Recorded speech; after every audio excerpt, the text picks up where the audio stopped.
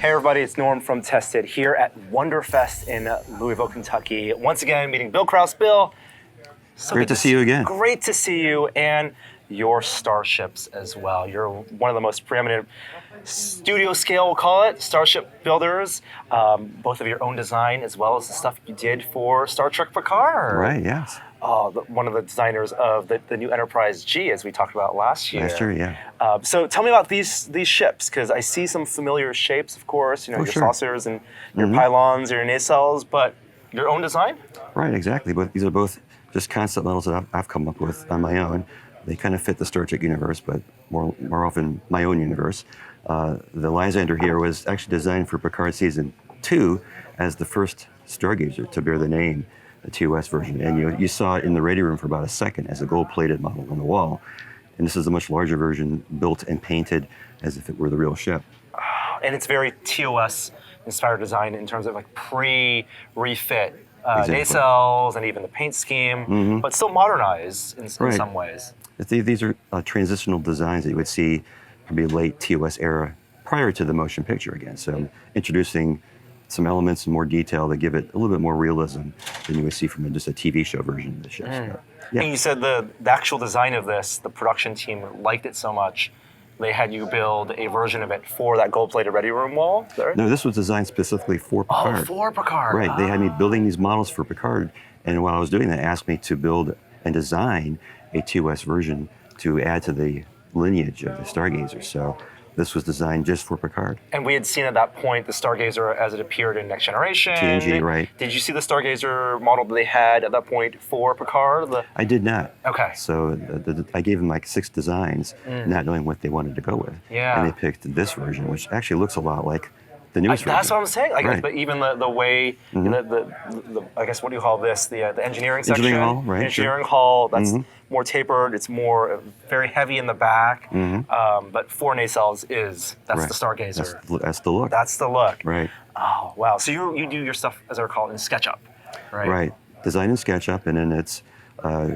broken apart and engineered for printing. So they're hollowed out with ribs and other structural members to make it rigid and allow for lighting and easy assembly. So it's a long process to get from that SketchUp concept to a physical model. You say easy assembly, but it's never easier easy. than handcrafting everything. Yeah, sure. yeah. With a brass structure inside. Right, full brass armature to support all this weight.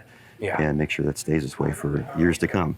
Right, no droop on any of these. No. I mean, the struts here are maybe less thin. They're more. Maybe is that part of your design? You want to have that less fragile as what you had in. I do. I like my ships to look fast as well as beefy and be able to handle the stresses of high warp or whatever there's going to run into. Yeah, yeah. Paint scheme. Let's talk about the paint here because it's still like a modernized version of that TOS paint, not as simplistic. You're going with grays But a lot of grays. A lot of grays. Yeah. Yeah. Tell me about your approach there. We start with the base coat, which you mix.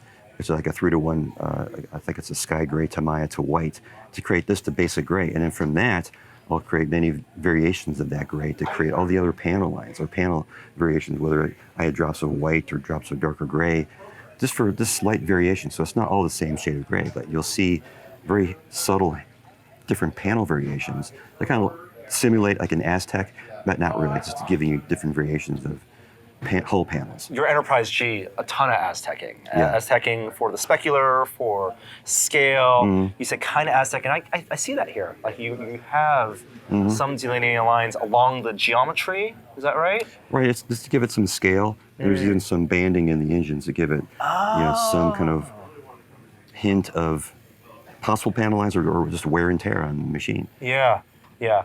You say these are printed parts, and how much work do you have to do with the printed parts? All of it. It's all sanding. You have to get rid of all the little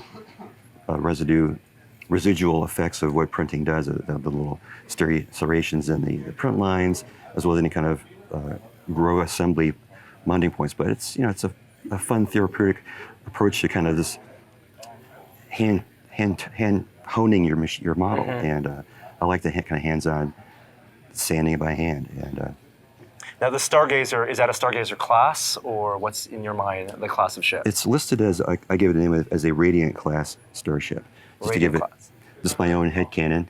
They're not going to use it, but I decided it needed something beyond just a Stargazer. Right, right. So I love that the hero ships don't have to be the actual class. The actual class leadership, right. Exactly. Right. It's even Constitution, Galaxy, right? They're all different classes. Yeah. So Yeah. it assumes it's part of a larger family of other ships. Yeah. Do variances between like what in your mind a Stargazer version of this would have versus the Lysander? Are there Exactly. distinguishing features of a Lysander? This is actually what I would call the Mark II version of the Radiant class. So it's got a little bit different details. I think that the pylons are a little wider and further set back.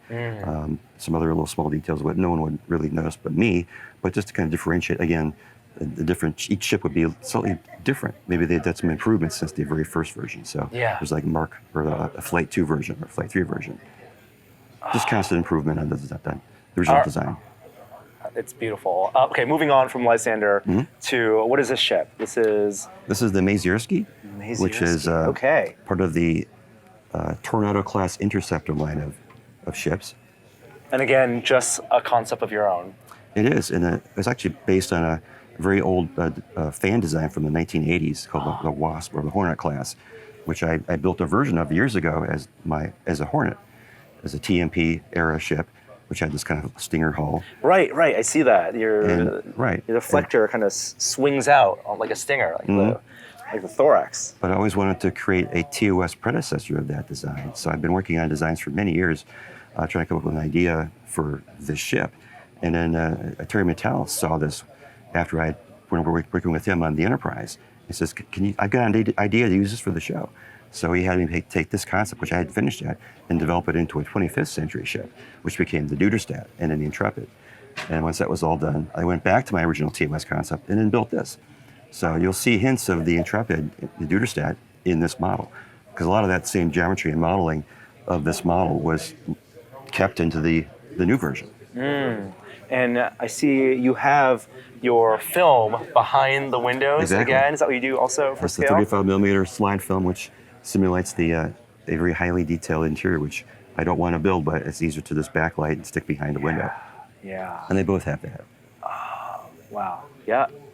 And the different lighting inside, your blinking lights. Is there an angle to the ship that you like the most? Like, is there? There's always the lower 3/4 aft view, which looks good on the Enterprise or most ships. Like it's going away, and it's got beautiful lines where the nacelles are above the saucer, and it just looks like it's ready for warp speed.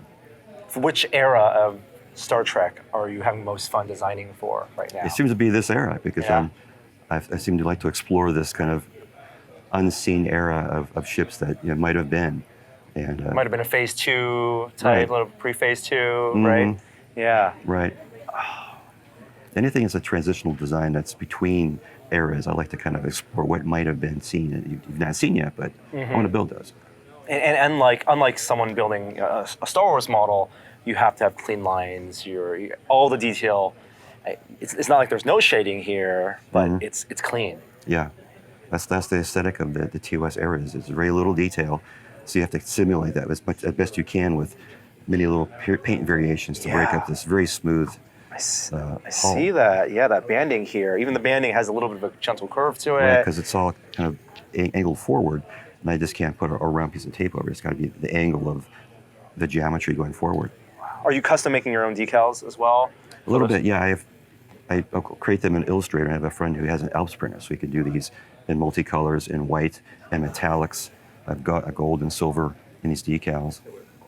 I love how there's almost no dimensionality to that. The application is just so clean. Oh, thank you. Yeah. Wow. Any tips and tricks for people building or who are buying ships to build? Like what's the part that you think people that don't spend enough time on that they should spend more time on?